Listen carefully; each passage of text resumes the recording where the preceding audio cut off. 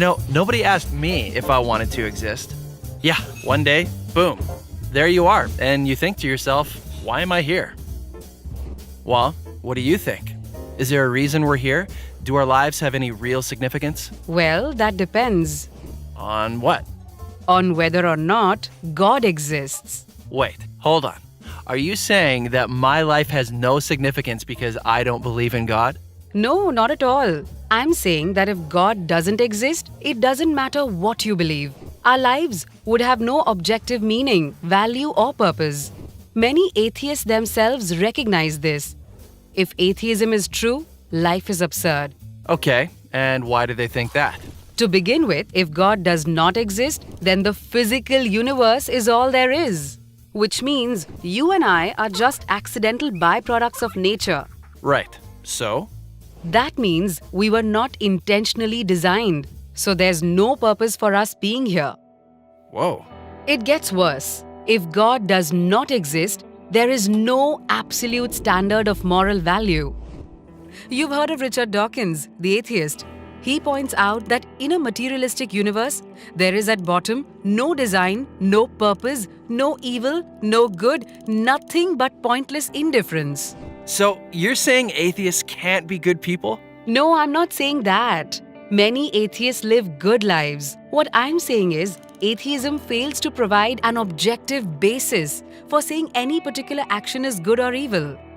Oh, come on. After millions of years of sociobiological evolution, humans have developed a sense of morality. We all know it's good to feed a hungry child and bad to torture someone for fun. Of course we do, but that's precisely what atheism cannot explain. If there's no God, then what we consider right or wrong is nothing more than an accident of evolution or a human social convention. So what? I'm good with that. Really? Evolution implies survival of the fittest, not morality. And social convention means that racism, intolerance, and cruelty are not really wrong. They just happen to be unpopular. Okay, so atheists need to come up with some objective standard for rights and wrongs. How about this? If an action leads to human flourishing, then we can say it's objectively good. And if it doesn't, it's objectively evil. But why think that human flourishing is good? Aren't you being species-centric?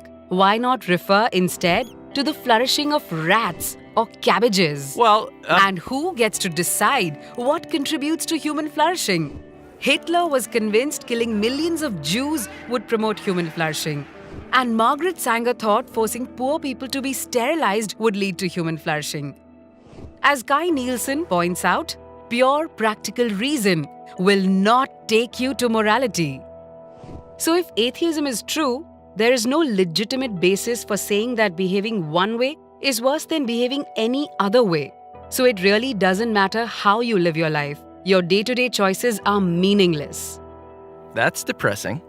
So if there's no God, what happens when you die? Well, nothing. You simply cease to exist. Right. So one person lives a kind, generous, thoughtful life. Another lives a horrible, violent, selfish life. It doesn't matter. In both cases, the outcome is the same: nothingness. So how can their life choices have any objective meaning? Well, it's certainly meaningful if I discover a cure for cancer or save a child's life. I agree completely. But atheism can't explain why. Scientists predict that eventually the whole universe and mankind with it will die out. So everything comes to nothing.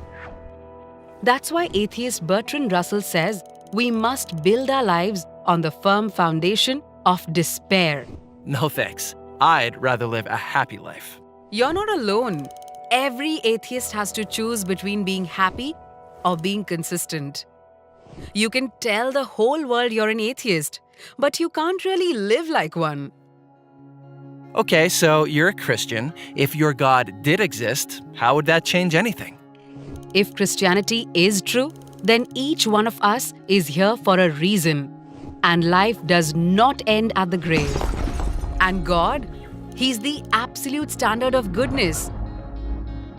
He knows you, He loves you, and He intentionally created you. So your life ultimately does have objective meaning, value, and purpose. That means you can live a life that's both happy and consistent. While that doesn't prove Christianity's true. Agreed. I'm simply pointing out that for Christians, living a life that is both happy and consistent is possible. For atheists, it's not. So, what are you going to choose?